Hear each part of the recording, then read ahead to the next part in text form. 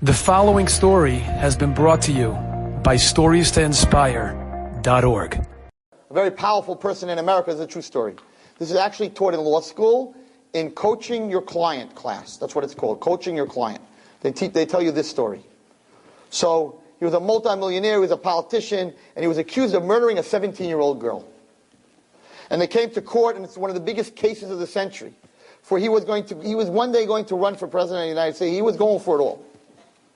So, this guy was very wealthy. He hired himself the best lawyer in the United States, $5 million up front. That's what you had to pay this lawyer. What is that called when you pay up front? Retainer. A retainer. I always thought a retainer is what you wear at night, but okay. A $5 million retainer before the case. But this lawyer never lost a case. Against him as the prosecuting lawyer was a little schnitzel, 23-year-old, assistant DA, just coming out of law school. No chance. But the way it works in the DA's office, it goes like lottery, and it came out to this kid, and he's got to now go and prosecute this politician against a $5 million lawyer. And the case begins, and the press is there, and they're like, there's no way that this kid has any chance. And the DA gets up, the assistant DA gets up, and he starts to prosecute, and the first person he calls up as a witness is a lady that was outside the room. She heard a girl screaming, and she saw this guy leave the room at 3 o'clock. And he's pounding away, this assistant DA, and he's prosecuting. And now they come to the defense, and everyone's leaning in. The $5 million lawyer gets up, and he comes up to the bench, and he says to the lady, what time was it that he walked out the door? She says it was 3 o'clock. He says, how do you know it was 3 o'clock? She said, I looked at my watch. And what kind of watch are you wearing? She said, a Timex. And how do you know the Timex was on time? Maybe it was 3:02. Maybe you're one of those ladies who puts the clock a little bit ahead so you're on time. Maybe it was 3:04.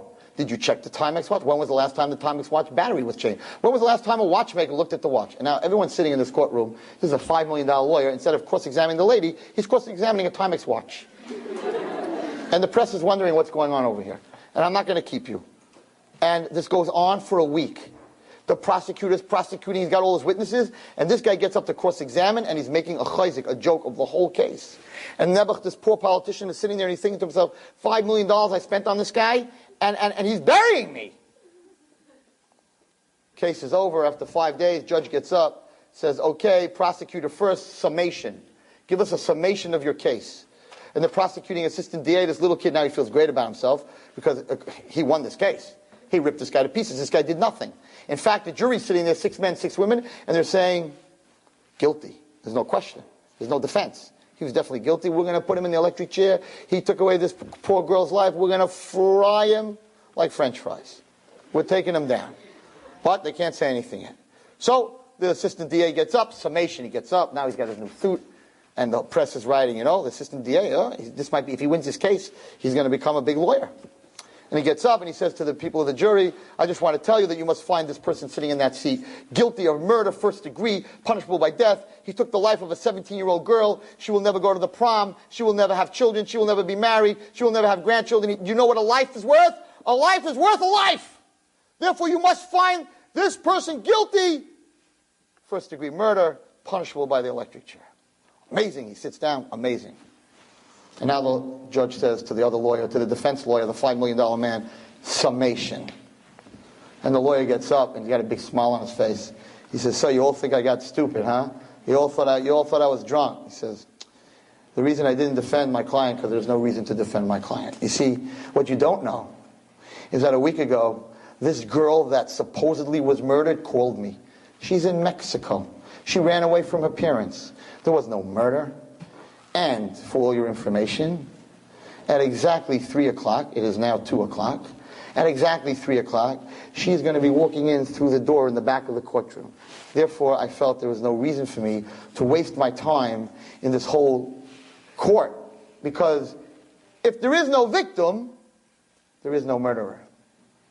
And the assistant DA sits down, he says, I can't believe it. And the judge says, I was gonna say guilty. The jury's sitting there, they feel so guilty now. They were gonna kill an innocent man. And it's 2 o'clock, and they're all sitting there, and the clock's ticking, and it's 2:15, and it's 2:45, and it's 1 minute to 3, and everybody turns around, and they're watching the door. I'm supposed to turn around and watch the door. And they're watching the door, and they're waiting for her to walk in. And it's 3:01, and it's 3:05, and it's 3:15, and it's 3:30, and they're sitting there, and they're schwitzing, and they're waiting, and where is she? And come on, and it's 3:45, and finally it's 4 o'clock, she still hasn't walked in through the door, and the judge turns to the lawyer and says, I don't know what kind of game you're playing, but if you don't do summation now, you're going to be found in contempt of court, and you're going to go to jail too. And the brilliant lawyer gets up, and his client is sitting there, he's schwitzing.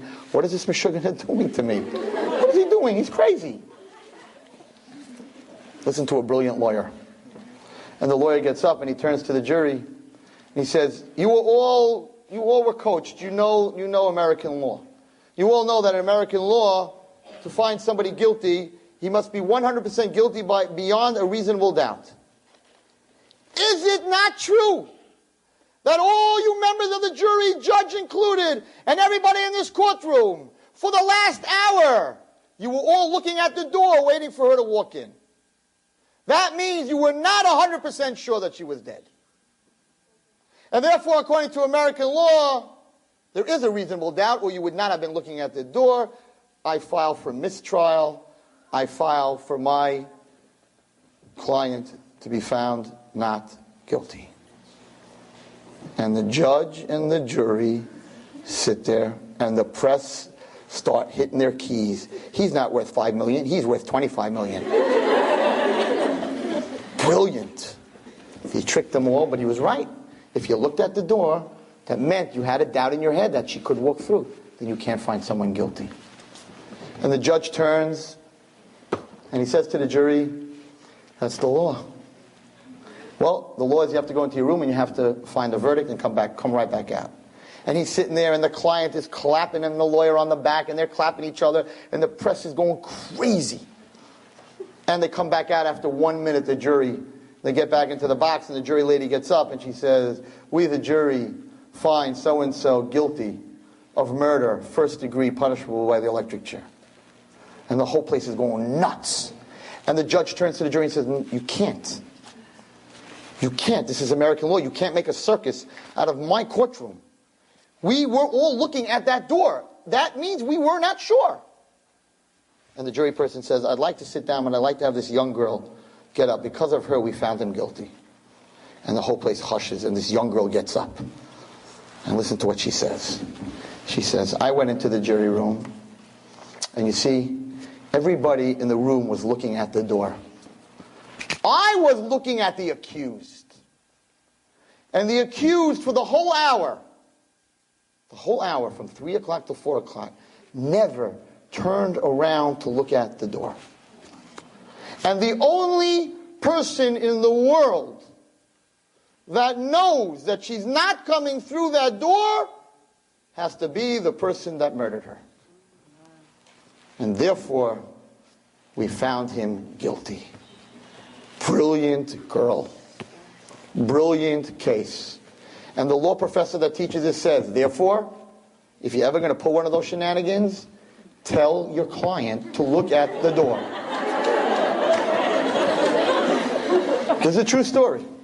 It's a very famous story in law school. What does this story have to do with us? I'm giving speeches here for a very long time. You all go to learn. You all go to speeches. And you have great lawyers that are telling you great cases and how great you are and your potential and what you can become your whole life. But if you don't believe it, but if you're the one sitting and not turning around and believing that you're going to come through that door, that you can make it happen, that you have the potential, you're guilty. You're guilty. Because no matter how good the lawyer is, the client, the person, has to believe and has to show that they believe. Enjoyed this story? Come again. Bring a friend. StoriesToInspire.org